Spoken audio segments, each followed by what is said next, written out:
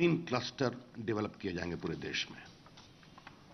ग्राम पंचायत होंगे या जुड़े हुए गांव होंगे।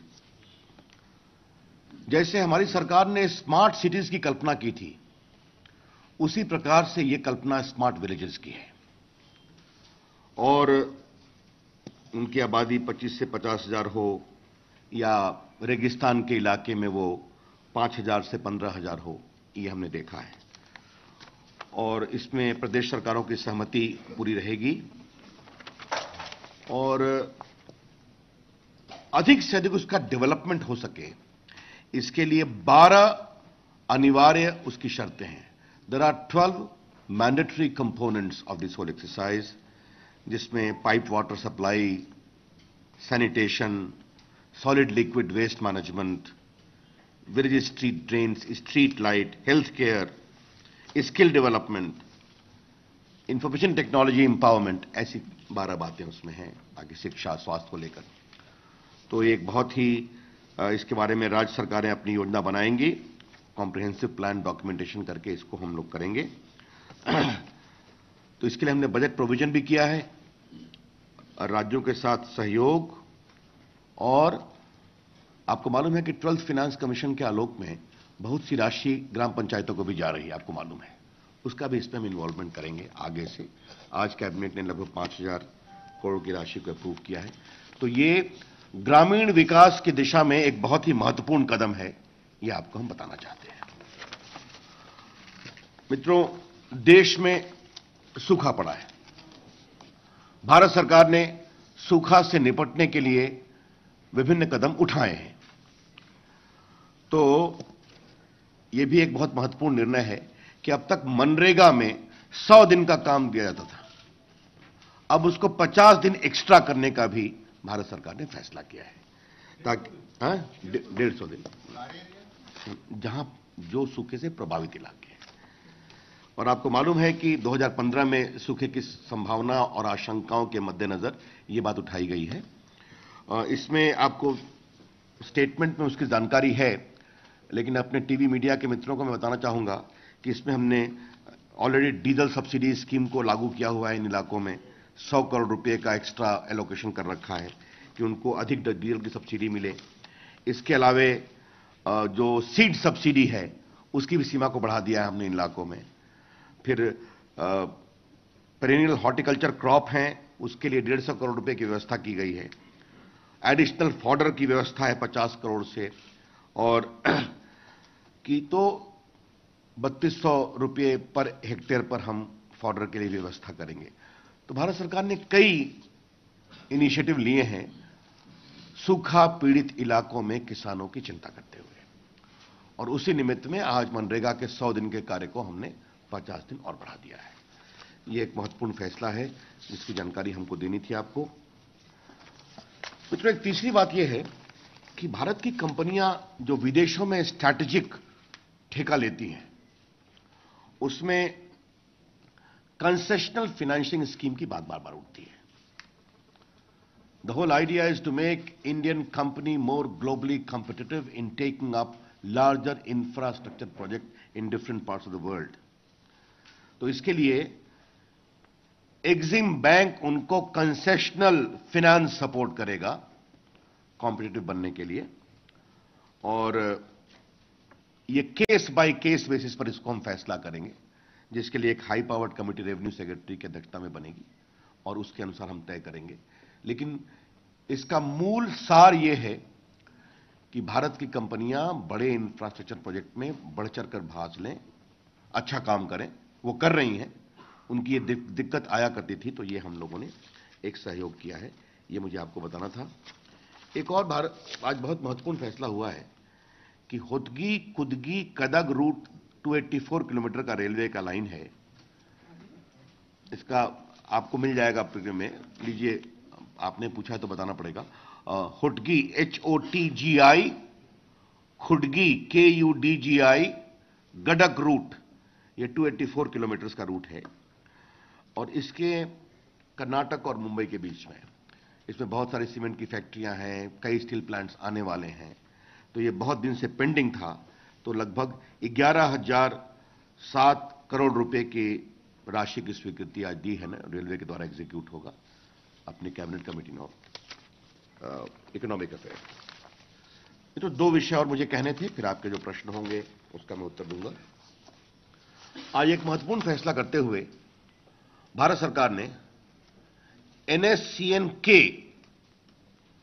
को 5 वर्षों के लिए अनलॉफुल ऑर्गेनाइजेशन डिक्लेयर किया है under the unlawful activities prevention act 1967 के अंतर्गत। जी, नागा NSCN-K, ये के समझना जरूरी है। आपको मालूम है कि NSCN-IM के साथ बातचीत चली है और उनके साथ एक एग्रीमेंट भी हुआ था सीज फायर का 27 अप्रैल 2015 को।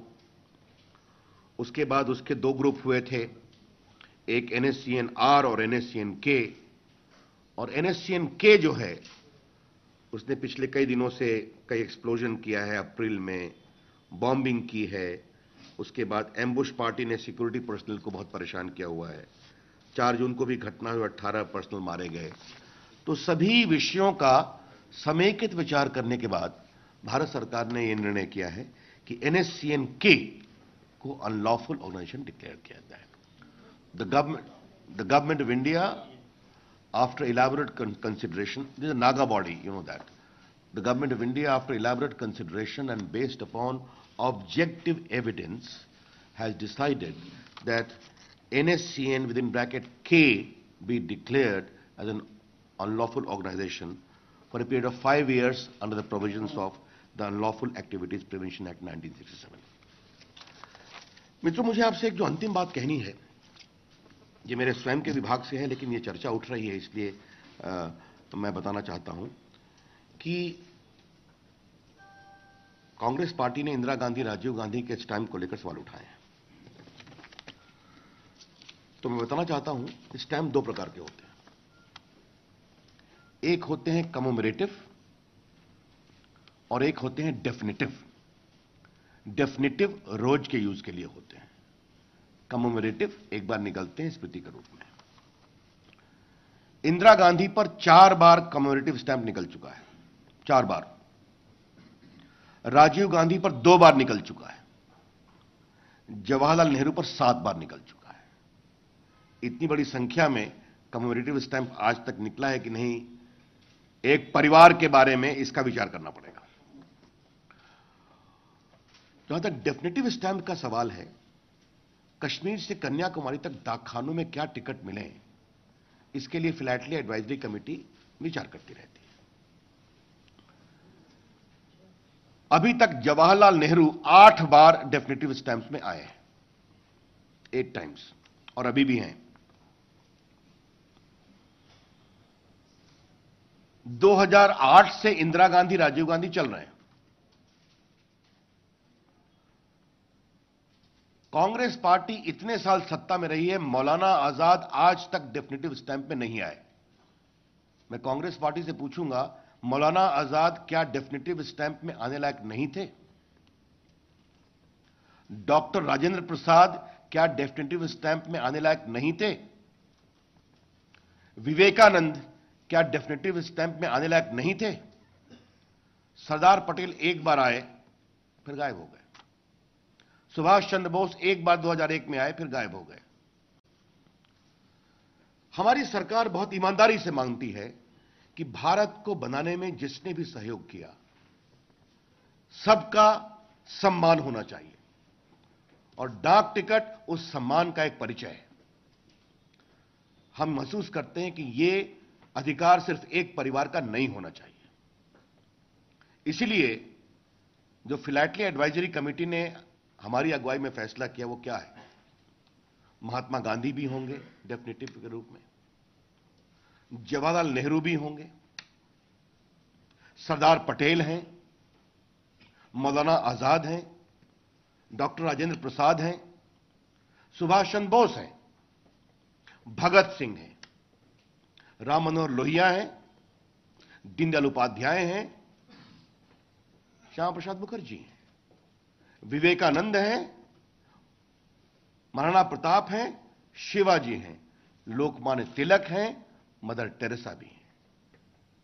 और इसके अलावे अपने जो सुब्रमण्यम भारती दक्षिण भारत के प्रख्यात कवि रहे वो हैं, और Ramanujan the great scientist and mathematician of India, उनका नाम है। और इसके अलावे जो 5 संगीतज्ञ भारत रत्न हुए हैं, अर्थात बिस्मिल्लाह खान, पंडित रविशंकर, भीमसेन जोशी, एम.एस. शुभलक्ष्मी, इनके नाम से है। डेड स्टैंप डेड लोगों के बारे में निकलता है। तो मेरा कहना यह है कि यह तो भारत की विविधता का परिचय है। तो कांग्रेस पार्टी क्यों परेशान है? क्या हमने जवाहरलाल नेहरू को हटाया क्या? तो क्या कांग्रेस के लोग देश को सिर्फ एक चश्मे से देखना चाहते हैं क्या? हम ये नहीं देखना चाहते। ये मौलिक अंतर है। और कांग्रेस पार्टी बताए, क्या सरदार पटेल कांग्रेस के नहीं थे? क्या मौलाना आजाद कांग्रेस के नहीं थे? क्या जवाहरलाल नेहरू है या नहीं है? तो ये कौन सी बात? अंबेडकर, डॉक्टर अंबेडकर है या नहीं है? तो ये कौन सी बातें कही जा रही हैं? हां, हमने योगा को भी ऐड किया है, योगा पर भी स्टैंप है। मुझे सबसे रोचक बात लगी कि देश को बताने वाले इतने लोग रहे हैं, लेकिन जो अंतर्देशीय पत्र होता है वो सिर्फ इंदिरा गांधी के नाम से ही छपता था। मेरे पास कम्युनिस्ट पार्टी के लोग आए, कहे कि भूपेश गुप्ता को बड़े 125 साल हो गए। हमने कहा उनके नाम पर स्टैंप निकलेगा, हम निकाल रहे हैं। हमने निर्णय किया है, देश के जो क्रांतिकारी रहे हैं, क्या चंद्रशेखर आजाद, क्या खुदीराम बोस, क्या राजगुरु, क्या अशफाकुल्ला खां, क्या रामप्रसाद बिस्मिल, बटुकेश्वर दत्त, सबके नाम का स्टैंप निकलना चाहिए। हम वो निकालने का निर्देश दे चुके हैं। देश की नौजवान पीढ़ी जो गायक रहे हैं, स्वर्गीय हो गए, मोहम्मद रफी हो, हेमंत कुमार हो, मुकेश हो, तलत महमूद हो, मन्ना डे हो, दक्षिण भारत के हो, इन सबों पर निकालेंगे। तो हम तो देश की विविधता का परिचय दे रहे हैं। और यह कोई निर्णय आज अंतिम नहीं है, आगे 2 साल में रिव्यू होगा, फिर विचार करेंगे। तो मुझे एक बात समझ में नहीं आती है कि क्या जवाहरलाल नेहरू को कांग्रेस पार्टी परिवार का मानती है कि नहीं मानती है? और दूसरा यह जवाब दे दे कांग्रेस पार्टी कि क्या मौलाना आजाद, सुभाष चंद्र बोस, बाल गंगाधर तिलक, राजेंद्र प्रसाद, सरदार पटेल, इनके बारे में क्या सोच रहे उनकी? यह मैं नहीं बोला आज तक, लेकिन कांग्रेस पार्टी जिस तरह से इसको लेकर विषय बना रही है, तो मुझे लगा कि एक बार अधिकृत रूप से हम इसको क्लैरिफाई करना चाहते हैं। नरेंद्र मोदी जब कहते हैं सबका साथ सबका विकास, तो इस देश को बनाने वाले जितने लोग रहे हैं उनकी विचारधारा कुछ भी रही है, हम सबका सम्मान करेंगे, सिर्फ एक परिवार का नहीं। That's all from my side. हां, रविन्द्रनाथ टैगोर मैं भूल गया, क्षमा करें। Thank you Narendra. इन सबों के स्टैंप देश भर के हर पोस्ट ऑफिस में रहेंगे। ये हमने। Thank you. I am open two questions now. Sir, PM को मन की बात करने से रोका जा रहा कांग्रेस के। डाक टिकट पर सरकार का ये जवाब, कांग्रेस को सीधा सीधा उनका कहना है कि 2 साल में रिव्यू किया जाएगा और जिन 24 पर्सनालिटीज के नाम अब डाक टिकट में शामिल किए जाएंगे वो भारत की विविधता का परिचय है। सिर्फ एक ही परिवार के स्टैंप्स नहीं छपने चाहिए, सीधा सीधा कहना था केंद्रीय मंत्री रविशंकर प्रसाद का। और उनका कहना था कि 24 लोगों के नाम दिए गए हैं जो अलग अलग क्षेत्र से ताल्लुक रखते हैं और भारत को बनाने में उन्होंने सहयोग किया है।